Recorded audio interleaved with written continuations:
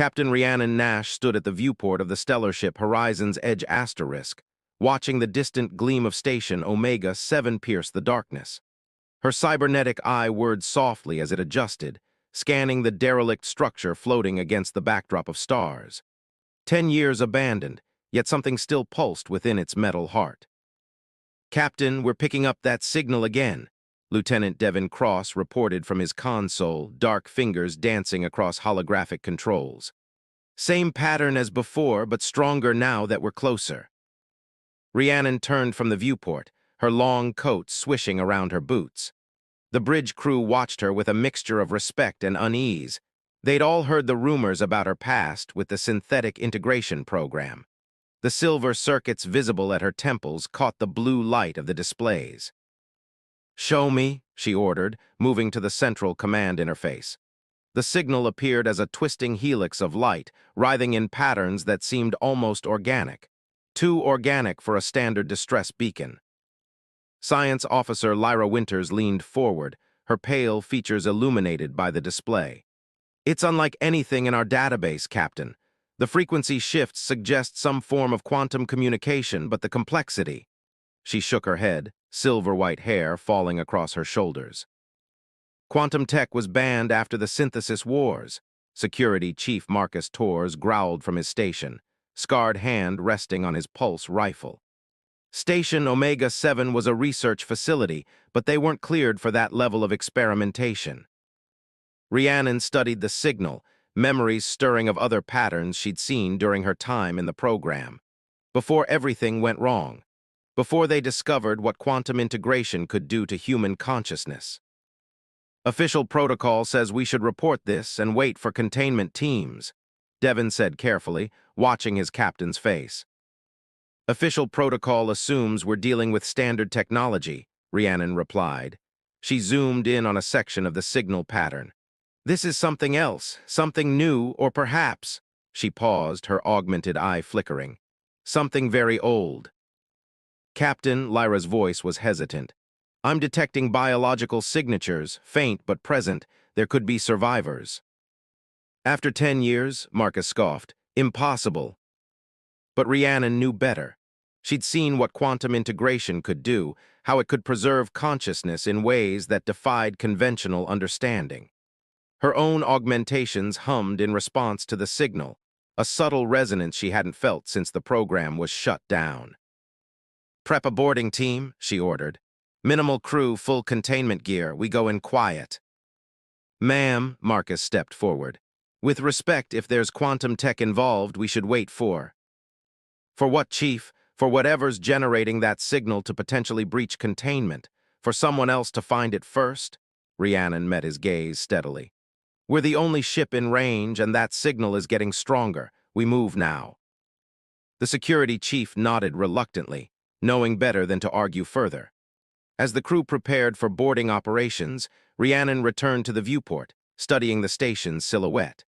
Its outer rings were dark, but the central hub still held a faint glow, power systems running on minimum capacity or something else entirely.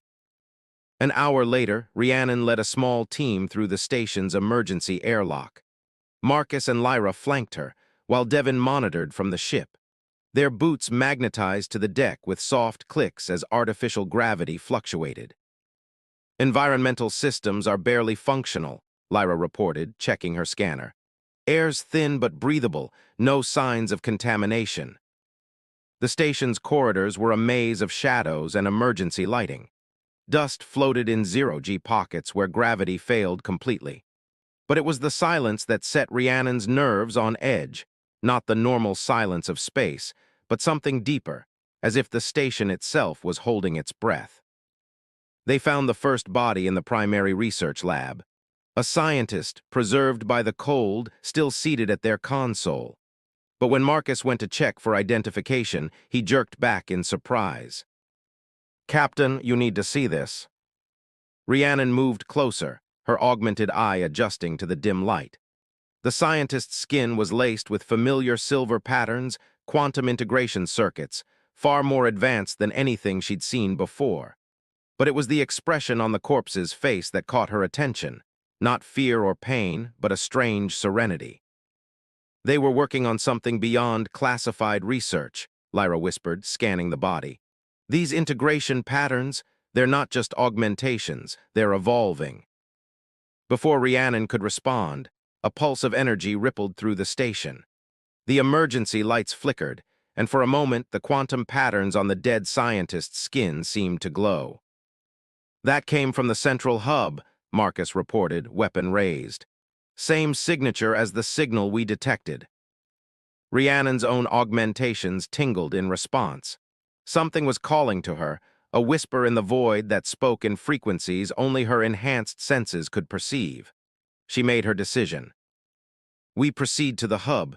Whatever they were working on here, it's still active, and I intend to find out why. As they moved deeper into the station, Rhiannon couldn't shake the feeling that they were being watched, not by security systems or survivors, but by something far more fundamental. The quantum patterns were everywhere now, etched into walls and equipment, pulsing with subtle light. They reached the central hub's entrance, a massive circular door marked with warning symbols. Lyra's scanner crackled with interference. "Captain," she said, voice tense, "the biological signatures are stronger here, multiple readings, but they're not normal, they're synchronized somehow."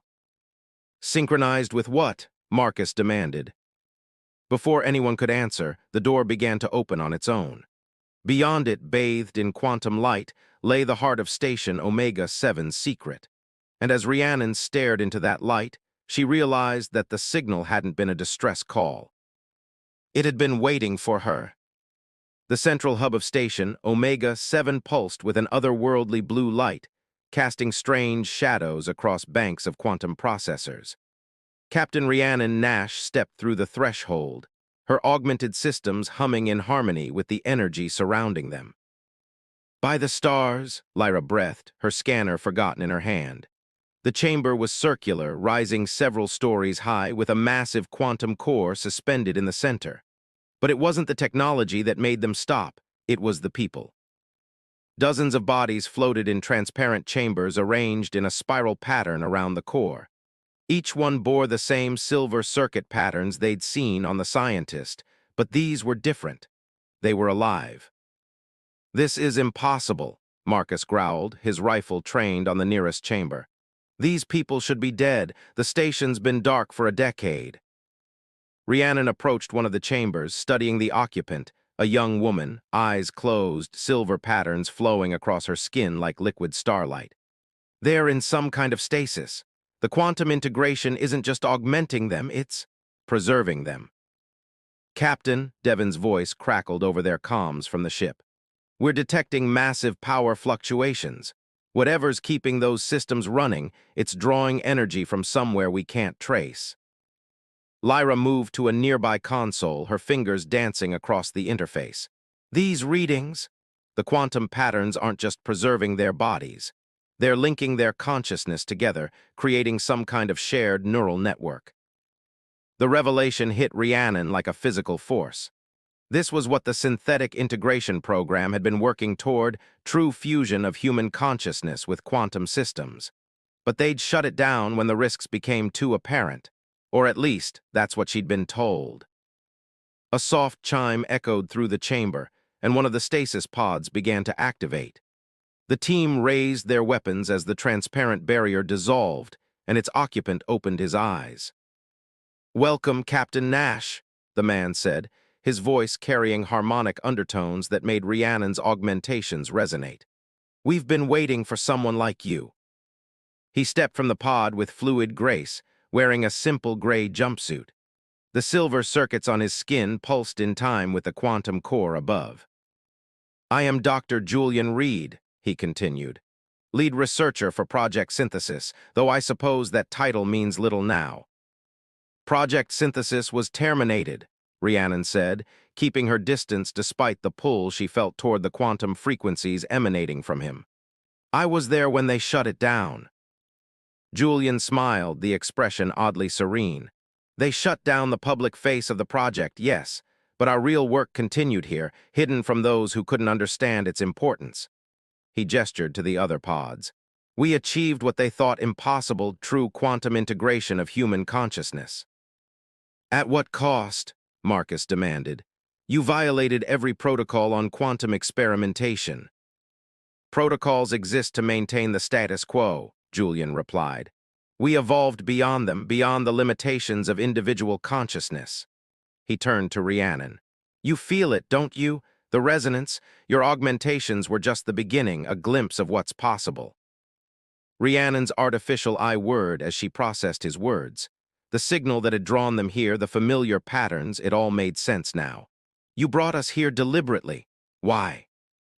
Because you're like us, Rhiannon, a bridge between old humanity and what comes next. Your augmentations were based on our early research. Julian stepped closer, ignoring Marcus's warning gesture. But you're incomplete, limited. We can help you achieve your full potential. Lyra's voice cut through the tension. Captain, these readings? The neural network isn't just linking the people in this room. It's expanding, growing. Of course it is, Julian said. Consciousness, once freed from physical constraints, naturally seeks to expand, to connect, to evolve. He held out his hand to Rhiannon. Join us, complete what you started in the program. But Rhiannon saw what Lyra's readings couldn't show, the subtle wrongness in Julian's movements, the way his humanity had been smoothed away by years of quantum integration. This wasn't evolution, it was absorption. The program was shut down for a reason, she said, stepping back. Human consciousness isn't meant to be networked like quantum processors. Julian's serene expression hardened slightly. Then why do you still carry our technology in your body? Why do you resonate with our frequencies? He gestured, and the quantum core pulsed. Rhiannon gasped as her augmentations responded, circuits burning with sudden power. Captain, Marcus moved to support her, but Julian raised his hand, and quantum energy crackled between them like a barrier. You can't stop what's coming, Julian said. The network grows with each passing moment. Soon it will reach beyond this station, touching every augmented human in the system. Unity is inevitable. Rhiannon fought through the resonance, forcing her systems to stabilize. Unity without choice isn't evolution, it's extinction. Then you leave us no choice. Julian's voice carried genuine regret. Around them, more stasis pods began to activate. You'll understand soon enough, we all did. Fall back, Rhiannon ordered, drawing her pulse pistol. But as they retreated toward the door, the quantum barriers shifted, hurting them deeper into the chamber. Devin, she called over comms, execute emergency protocol Omega, now. Captain, that'll destabilize the entire station, Lyra protested. Better that than letting them spread. Rhiannon met Julian's gaze. Some doors should stay closed. The quantum core above them began to pulse faster as Devin initiated the protocol from the ship. Julian's serene mask finally cracked, showing something alien beneath. You doom yourself to obsolescence, he said, his voice carrying the harmonics of dozens of networked minds. The future cannot be stopped. But Rhiannon knew better. As the station's systems began to overload, she saw the fear in the eyes of the awakening sleepers, the last remnants of their humanity, crying out against what they'd become. The future would come, but not like this, not at the cost of what made them human. Alarms blared through the corridors of the horizon's edge as medical staff rushed to stabilize Captain Rhiannon Nash.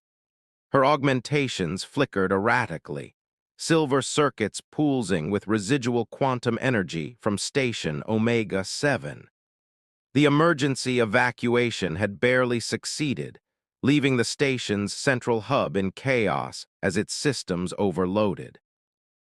Lyra Winters hunched over her medical scanner, pale fingers trembling as she analyzed the captain's readings. The quantum resonance is still active in her systems. It's like the network is trying to establish a connection even at this distance. Can you stop it? Marcus Torres paced the medical bay, his scarred face tight with concern. The security chief hadn't left Rhiannon's side since they'd escaped. I'm trying, Lyra replied, but this goes beyond normal medical science. The quantum patterns are evolving, adapting to our countermeasures. Rhiannon's artificial eye snapped open, its usual blue glow now threaded with silver. Julian, she whispered, voice carrying harmonic undertones that made the medical equipment vibrate. He's still here, in my head. From his position at the bay's communication console, Devin Cross monitored the quantum frequencies. Station Omega-7's core is reaching critical levels, but the network, it's not confined to the station anymore. Through the medical bay's viewport, they watched as explosions began to ripple through the station's outer rings. But instead of normal fire, quantum energy blazed in impossible patterns, creating geometric shapes in the void. Rhiannon struggled to sit up, fighting against the restraints the medical team had applied. You don't understand. The station wasn't their prison, it was their incubator. Julian wanted us to trigger the evacuation protocol. What are you saying? Marcus demanded, but Lyra's sharp intake of breath answered his question.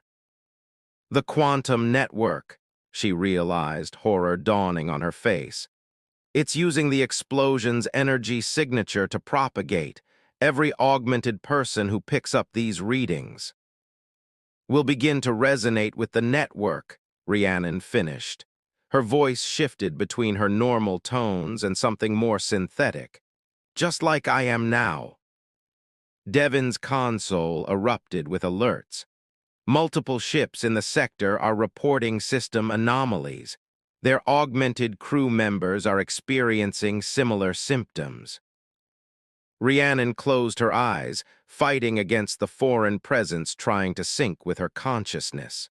She could feel them all, Julian, the other sleepers, and now dozens more minds joining the network. Each one a binary heart beating in quantum rhythm. Captain, Marcus said softly, what are our options? Lock me in quarantine, she managed, even as part of her yearn to embrace the connection. And get us to Gateway Station. Dr. Farron Kumar, she was part of the original program. She'll know what to do. That's a 12-hour journey at maximum burn, Devin pointed out. The network could spread significantly by then. We don't have a choice, Rhiannon's artificial eye fixed on Lyra. And I need you to do something for me, something that goes against every medical protocol. Lyra stepped closer, understanding dawning. You want me to attempt a forced shutdown of your augmentations. Not shutdown, isolation. Rhiannon's organic eye gleamed with desperate intensity.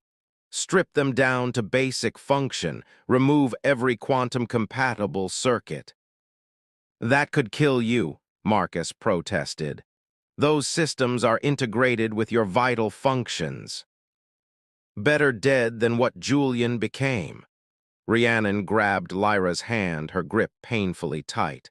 Promise me, if I start to fully sync with the network, if I lose myself, you'll do what needs to be done. Before Lyra could respond, the ship's lights flickered. Devin's console displayed new warnings. We've got problems, major problems. The quantum resonance is affecting our engine systems. How? Marcus demanded. They're not even augmented technology. No, Rhiannon whispered, but I am, and I'm connected to the ship's command systems. Her voice carried more harmonics now, the network's influence growing stronger. Julian knew. He knew I'd lead them right to the heart of our defense network. Through the growing haze in her mind, Rhiannon saw the truth of their situation. She wasn't just fighting for her own humanity anymore. She was patient zero in an epidemic of consciousness. Every decision she made, every moment she resisted or surrendered would ripple through humanity's future. Lyra, she ground out, begin the procedure, now, before I change my mind. Before the part of her that was already touched by the network could stop them. As Lyra prepared for the dangerous operation, Rhiannon felt Julian's presence growing stronger. His thoughts whispered through her augmentations, painting visions of a unified humanity, free from the chaos of individual will. Part of her recognized the beauty in it, the end of conflict, of loneliness, of the barriers between minds. But a deeper part, the core of who she was, recoiled from that sterile perfection. Humanity wasn't meant to be a network of synchronized nodes. Their imperfections, their individual dreams and fears and loves were what made them human.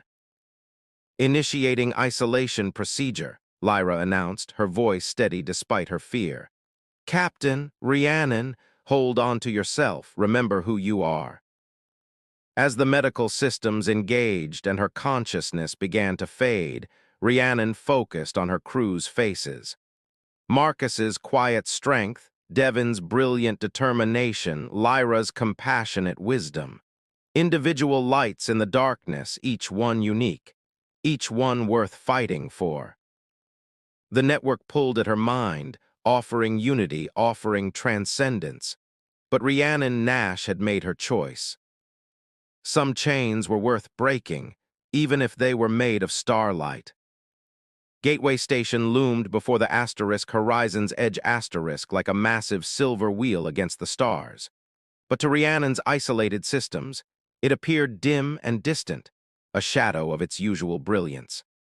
Lyra's procedure had stripped her augmentations to their bare minimum, leaving her feeling half-blind and desperately alone after the seductive pull of the network. 3 more ships have reported full quantum corruption of their augmented crew, Devon reported from his station. Dark circles under his eyes testified to hours of sleepless monitoring. They're being quarantined, but the network keeps finding new vectors of transmission. Dr. Kumar's team is waiting in the medical sector, Marcus added, helping Rhiannon to her feet. The security chief had barely slept either, watching for any sign that his captain might succumb to the network's influence. But there's something else you should know. Rhiannon steadied herself against a bulkhead, her organic eye searching his face. Tell me. The station's governing council, Marcus hesitated. They're talking about a final solution for all augmented personnel. Extinction protocols, Lyra whispered, her scanner dropping to her side. They'd rather kill thousands than risk the network spreading. The words hung in the air like poison.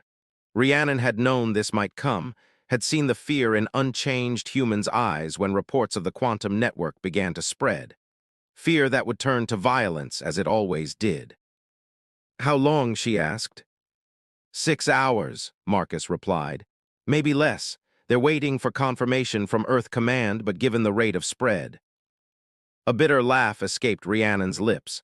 Earth Command, the same people who let Project Synthesis continue in secret, who pushed for more integration, more augmentation, until half the fleet depended on quantum-compatible tech. She straightened, fighting through the weakness of her reduced systems. Get me to Kumar, now. The medical sector of Gateway Station was chaos. Augmented personnel filled every bed, their silver circuits pulsing with unwanted connections. Dr. Farron Kumar met them at the entrance, her dark face lined with exhaustion and guilt. Captain Nash, Kumar's eyes fixed on Rhiannon's dimmed augmentations. You found a way to resist it. Temporarily, Rhiannon corrected. But you already knew that would work, didn't you? Because you helped design the original integration protocols. Kumar's shoulders slumped. Follow me, there's something you need to see. She led them to a secured lab deep in the medical sector. Inside, holographic displays showed the spread of the quantum network across known space, a web of silver lines connecting ships, stations, and colonies. The network isn't just spreading, Kumar explained, bringing up new data. It's evolving, changing those who join it. They're not being overwritten like we feared. They're becoming something new. Like Julian, Rhiannon said quietly. Julian Reed was Phase 1. Kumar's fingers danced across the controls, showing neural patterns that shifted between human and quantum states. He and his team achieved integration, yes, but they remained isolated, limited. What's happening now is beyond anything we imagined. Or planned for. Marcus's voice carried dangerous undertones. Kumar met his accusations steadily. Project Synthesis was never meant to go this far. We wanted to enhance human consciousness, not network it. But Julian, he saw something in the quantum realm, something that changed him. And now it's changing everyone else, Lyra added, studying the neural patterns. But these readings, they're not uniform. Each integrated consciousness maintains distinct patterns within the network. Individual minds in a collective framework, Kumar confirmed. Not extinction, but evolution. The question is, evolution into what? Before anyone could respond, alarms blared throughout the station. Devon's voice crackled over their comms. Captain, we've got incoming.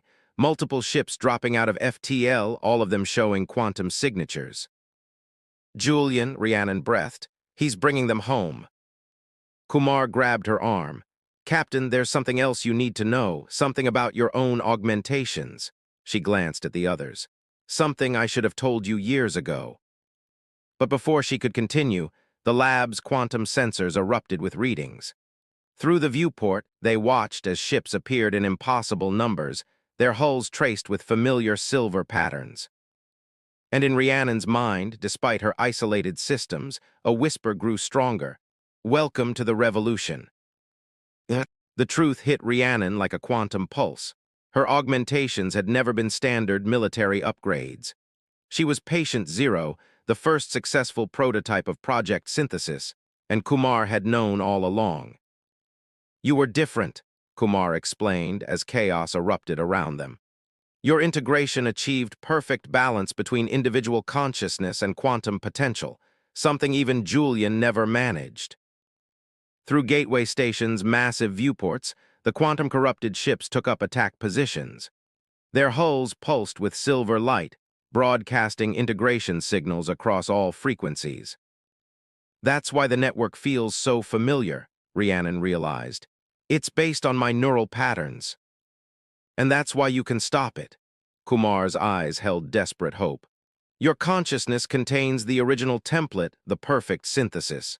You could redirect the entire network, give the integrated minds back their autonomy.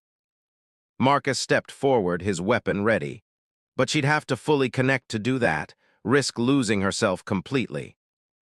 We're out of options, Devon's voice crackled over comms. Station defenses are failing. Integration signals are breaching quarantine zones. We've got maybe minutes before. His voice cut off as the station's lights flickered. When they returned, they carried a silver tinge that made Rhiannon's remaining augmentations hum. Julian's here, she whispered, feeling his presence growing stronger. Inside the station's systems. Lyra's scanner beeped urgent warnings. Integration rates are accelerating, the extinction protocols.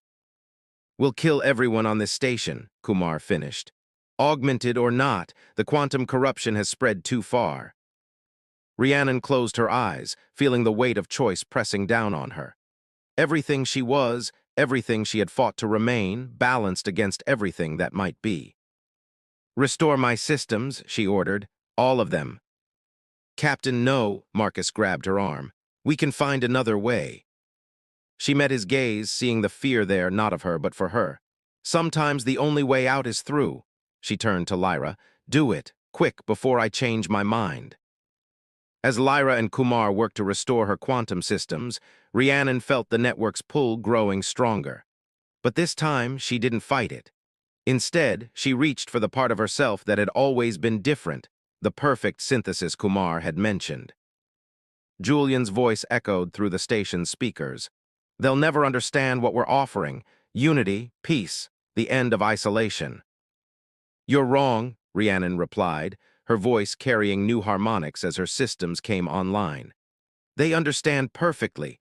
That's why they're fighting so hard to remain themselves. The quantum connections blazed to life in her mind, thousands of consciousness crying out in silver-voiced chorus. But where Julian had sought to override them, to force uniformity, Rhiannon offered something else.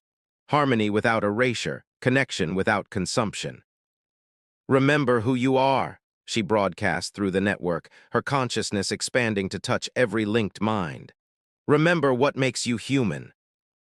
She felt Julian's presence rise against her, trying to maintain control. But he had built his network on the foundation of her patterns. and she knew them better than he ever could. One by one, the networked minds began to resonate with her frequency instead of his, not falling into lockstep, but finding their own voices in a quantum chorus. Unity through diversity, strength through difference. "What are you doing?" Julian's voice held fear for the first time.